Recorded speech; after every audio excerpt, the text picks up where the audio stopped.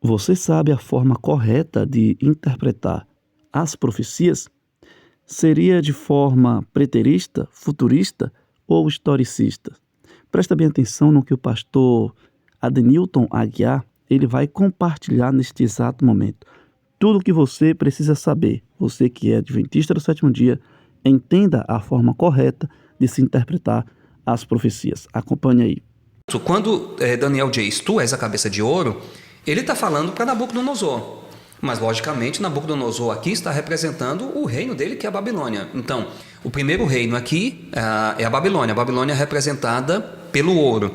Aí ele diz, depois de ti. Então, bem claramente um marcador de sequência. Depois de ti se levantará outro reino inferior ao teu. Aí diz, e um terceiro. Note a sequência. Então, tu és a cabeça de ouro.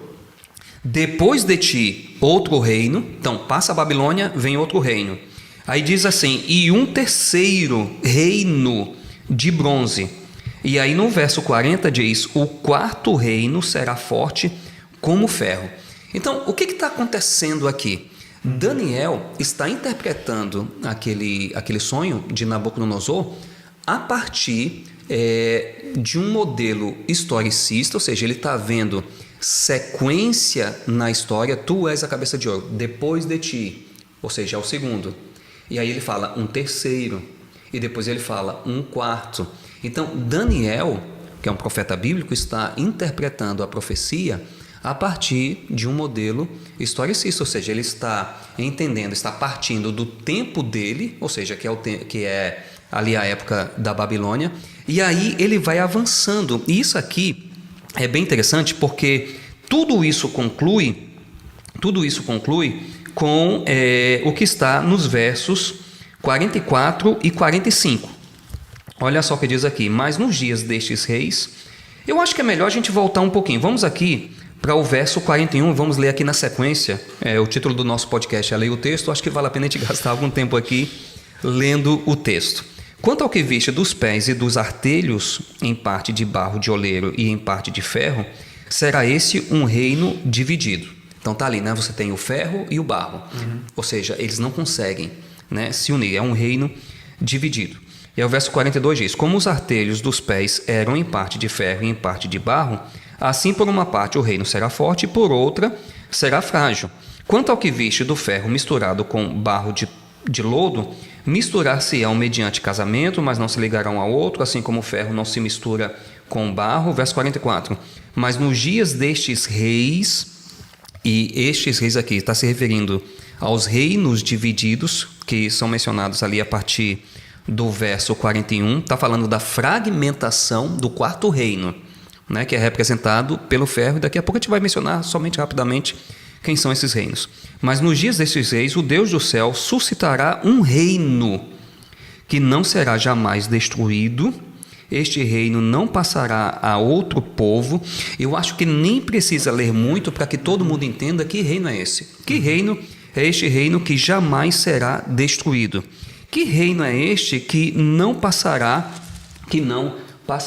a outro reino? Né? E aí diz na sequência, esmiuçará e consumirá todos esses reinos, ou seja, ele será mais forte do que todos os reinos deste mundo, mas ele mesmo subsistirá para sempre. Aí o verso 45, somente para a gente fechar esse ponto, como viste que do monte foi cortada uma pedra sem auxílio de mãos, e ela esmiuçou o ferro, o bronze, o barro, a prata e o ouro, ou seja, esmiuçou todos os reinos deste mundo. O grande Deus fez saber ao rei o que há de ser futuramente. Okay. Olha só que interessante. Futuramente. Aí ele termina dizendo, certo é o sonho e fiel a sua interpretação. Então, resumindo tudo isso aqui. No caso, ele está delineando basicamente a história do mundo desde a sua época até o estabelecimento do reino de Deus. Eu não poderia falar melhor. Isso. Então, ele está delineando a história do mundo desde a época dele, ou seja, que é a época da Babilônia, até o estabelecimento do reino eterno de Cristo. Então, o ponto aqui é o seguinte. Daniel era historicista. Okay. A gente pode afirmar isso. Daniel era historicista. Daniel interpretou a profecia utilizando o modelo historicista de interpretação. E, de novo, eu quero voltar a esse ponto. Os reformadores eram historicistas. Martinho Lutero era historicista. Então, por que hoje as pessoas não usam mais o historicismo? De novo, eu acredito que é porque talvez o historicismo não foi mal utilizado em alguns pontos. Eu não estou me referindo, por exemplo, a gente vai ter um episódio tratando disso, eu não estou me referindo ao desapontamento de 1844, não estou me referindo a isso. Mas na história recente, eu diria aí algumas décadas atrás, as pessoas tentaram aplicar o modelo historicista de interpretação, querendo achar um equivalente histórico para tudo na profecia. Ok. Então, Entendi. o problema não está no uso do historicismo, o problema está no uso inadequado do historicismo. Mas só para completar, no futurismo as pessoas fazem isso também. Ok. No futurismo as pessoas fazem isso. As pessoas querem achar, como você mencionou, as pessoas veem o que está acontecendo lá em Israel. As pessoas também, futuristas, também querem achar correspondente histórico para tudo. Então, por que, assim, digamos assim, apresenta uma crítica contra o historicismo se, na verdade, na prática, futuristas estão fazendo isso também? Então, de novo, o problema não está no historicismo, está talvez no uso não muito adequado que foi feito do historicismo por parte de algumas pessoas. O historicismo bem aplicado, com o historicismo a gente não precisa nem de preterismo nem de futurismo, porque o historicismo cobre tudo.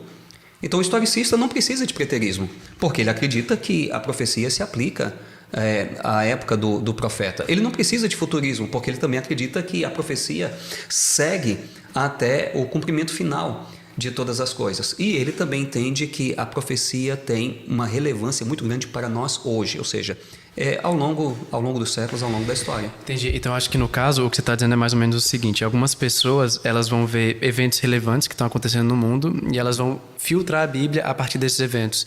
Ou seja, isso aqui que aconteceu parece ser muito importante. A Bíblia deve falar alguma coisa sobre isso. Deixa eu procurar, porque se eu procurar eu vou encontrar. E no final de contas, essas pessoas, no caso, eu imagino que é isso que você está querendo dizer, elas filtram a Bíblia a partir dos eventos atuais, ao invés de filtrar a Bíblia pela Bíblia, ou seja, deixar a Bíblia interpretar a si mesma. Exatamente. Então, o que acontece é uma inversão.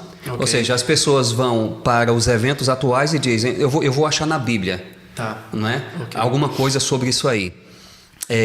Mas o que a gente deveria fazer é exatamente o inverso. A gente deve ir para a Bíblia e tentar interpretar, fazer a leitura dos eventos atuais a partir da Bíblia. É a Bíblia que interpreta a história. E não a história que interpreta a Bíblia. Essa inversão, ela é inaceitável. Então, a Bíblia tem predomínio, né? A Bíblia tem primazia. Então, a gente deve interpretar os eventos da história com base na Bíblia. A Bíblia, a partir da leitura bíblica, que a gente faz a leitura da história e não o inverso. Mas, assim, somente para fechar, já que você tocou nesse ponto, eu falei de Daniel, mas deixa eu dar um exemplo em Apocalipse, não é? Vamos aqui para Apocalipse, capítulo 12. Eu acho que é um exemplo bastante claro sobre o uso do modelo historicista, né? E como eu disse, é a Bíblia que deve dar o modelo de interpretação, não deve ser coisa da nossa cabeça. A gente deve interpretar a Bíblia a partir do modelo de interpretação que ela dá para a gente.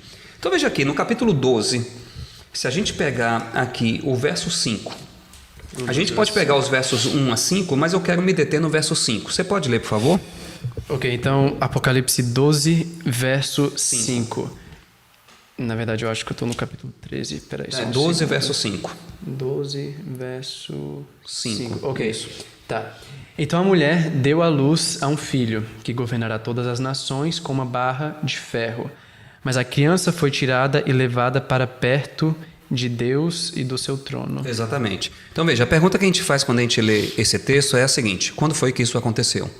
E eu acho que não precisa ser nenhum pesquisador, não precisa ser nenhum especialista para saber quando isso aconteceu. O texto diz, lendo aqui na versão que eu estou utilizando, Almeida Revista Atualizada: nasceu-lhe, pois, um filho varão, que há de reger todas as nações com cetro de ferro. Quem é esse filho varão? É Cristo. Né? E o seu filho foi arrebatado para Deus até o seu trono. Está falando aqui do nascimento de Jesus. Está falando aqui da ascensão de Jesus, logicamente, após sua morte e ressurreição. E a pergunta é, quando é que isso aconteceu? Isso aconteceu no primeiro século, correto? Então, veja que o texto está partindo aqui do tempo do apóstolo, isso aqui é primeiro século. Mas aí, se a gente avançar na leitura, o verso 6 vai falar sobre 1260 dias, e nós aplicamos aqui o princípio dia-ano, não é? Então são 1260 anos, e nós vamos ter aqui um episódio que nós vamos mostrar na Bíblia que a maneira de interpretar o cálculo profético é a partir do princípio de ano. Então nós vamos ter um episódio aqui que nós vamos tratar disso com detalhes. Mas eu só quero avançar aqui no verso 14. Nós temos uma expressão que é muito semelhante à do verso 6, que é uma profecia, uma expressão de tempo também. E foram dadas à mulher as 2 asas da grande águia para que voasse até o deserto, ao seu lugar, aí onde é sustentada durante um tempo, tempos e metade de um tempo, fora da vista da serpente. Essa expressão aqui, um tempo, tempos e metade de um tempo, é a mesma coisa que 1260 dias no verso 6. A gente aplica o princípio de ano, e eu não vou entrar aqui em detalhes, como eu mencionei, nós vamos ter um episódio que nós vamos tratar disso, mas nós atravessamos aí o período da Idade Média. E aí nós chegamos ao verso 17, que fala sobre os restantes da descendência da mulher. E o texto dá a entender que nós estamos aqui já caminhando para a fase final da história da igreja cristã. O que isso significa? Apocalipse 12 começa com foco no primeiro século, tá? E termina com foco no tempo do fim. Ou seja, nós atravessamos todo o período da história. E nós temos aqui os 1260 dias, anos, aqui no meio. Então nós atravessamos toda a história. Além disso, acho que tem um ponto que é relevante, porque esse tempo, tempos, metade de um tempo, é uma linguagem que está sendo tirada de Daniel. Exatamente. E como você acabou de mostrar, no momento que Daniel estava interpretando o sonho de Nabucodonosor, ele usou uma abordagem historicista. Perfeito. Isso. Perfeito. Exatamente. Só lembrando que o link da mensagem completa está aqui na descrição para que você possa acompanhar na íntegra, tá bom? Que Deus te abençoe. Um forte abraço para você em Cristo Jesus. Não esquece de se inscrever aqui no canal, deixa aí o teu gostei no vídeo, comenta e compartilha.